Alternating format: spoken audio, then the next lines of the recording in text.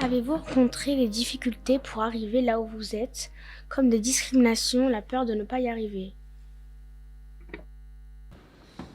Alors, discrimination, le parcours politique, oui, parce que j'étais une femme. Mais voilà, c'est un combat, il faut être passionné et puis il faut le mener. Moi, je crois vraiment, vraiment, mais je pense que tous ici, on pense la même chose, hein, égalité homme-femme. Il n'y a aucun souci. Par contre, ça vous arrive pas tout cuit. Il faut se battre. Donc, moi, je vais vous dire quelque chose. Là, je suis maire. Quand il y a les élections municipales, avec les collègues, on va chercher les nouveaux, les nouvelles. Alors, je vais vous dire ce petit truc parce que ça m'amuse et je l'ai encore vécu là pour les élections en 2020.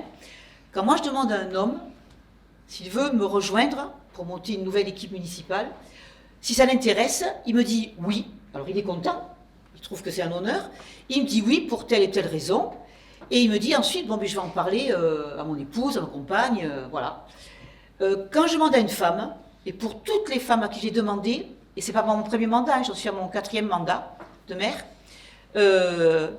toutes les femmes à qui j'ai demandé, elles m'ont dit non. Alors non, pourquoi? Parce qu'une femme se demande si elle aura la compétence, si elle aura l'intelligence, si elle aura le temps. Oui, mais qu'est-ce que, avec mes enfants, est-ce que ça va me prendre pas trop de temps? Est-ce que je pourrais m'en occuper? Et que va penser mon compagnon, mon mari? Vous voyez? Et donc elle me dit non. Après on discute, et à la fin, en principe, elles disent oui. Mais le premier réflexe, vous voyez, la différence, ça c'est marrant parce que c'est vraiment du vécu entre un homme qui va dire oui, et s'il est intéressé, et une femme qui va dire non, même si en fait elle est intéressée. Ensuite, moi à l'époque, quand j'ai été élue maire, vous voyez, Névian, 1300 habitants, j'étais, comment vous expliquer, le premier maire femme de la plus grosse commune. C'est-à-dire qu'avec 1300 habitants, en tant que de l'Aude, dans l'Aude, ben, toutes les autres femmes étaient maires de villages plus petits que le mien. Ça veut dire que souvent, les femmes sont prêtes à accepter, elles, d'être mères dans de tout petits villages, là où quelque part il y a le plus de boulot, parce qu'on n'a pas les mêmes moyens que dans un village plus grand ou dans une ville.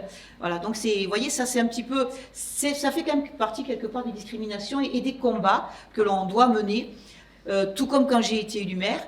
Quand il y avait des réunions de chantier, j'étais accompagnée de mes adjoints, j'avais un homme ou deux, et en fait on ne me regardait pas, parce qu'ils avaient l'impression que c'était la secrétaire de mairie qui était là, ils ne parlaient qu'à mes adjoints, et ils leur disaient, mais le maire c'est la dame là, parce que dans les chantiers il n'y avait que des hommes, mais maintenant, je suis maire depuis de nombreuses années, et franchement après il n'y a plus aucune différence. Une fois qu'on a fait sa place, les choses tournent très bien, mais c'est vrai que c'est un combat qu'il faut mener tous les jours.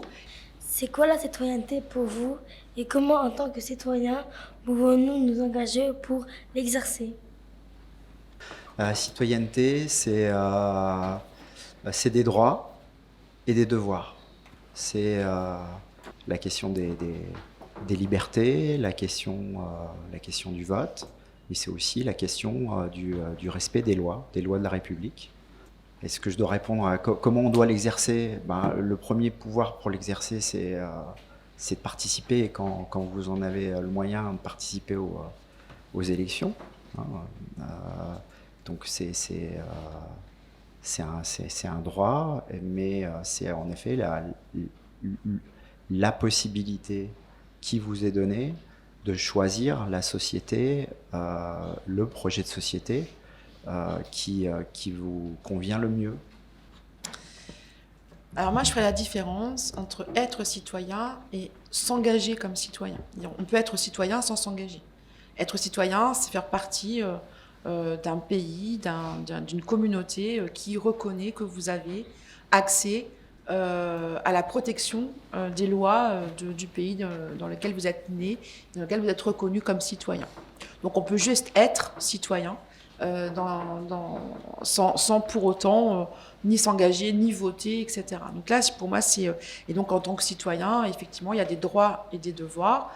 Vous avez droit à la protection des lois du pays et vous avez le devoir de respecter ces lois. Ça, c'est la première condition de citoyen. Et je dirais que il y a différents, différents états de citoyenneté. Ici, en France, vous allez être dans une république démocratique où il y a liberté, égalité, fraternité, mais il y a des personnes qui naissent dans des pays qui sont des dictatures. Et je crois qu'ils sont même, je ne sais même pas si on peut dire qu'ils ont un état de citoyen, puisque ils n'ont pas tellement de droits, ils ont plutôt le devoir de se soumettre. Donc ça fait partie aussi des différences de citoyenneté. Et puis il y a s'engager comme citoyen. Comme l'a dit Francis, il y a l'acte de voter qui est important. C'est-à-dire c'est un droit. Peut-être même que l'on pourrait considérer que c'est un devoir. Mais bon, en tout cas, pour l'instant, c'est un droit de voter. Mais vous pouvez aussi décider en tant que citoyen de vous engager, soit en devenant élu. Voilà, ça peut être un engagement, passer citoyen à être élu.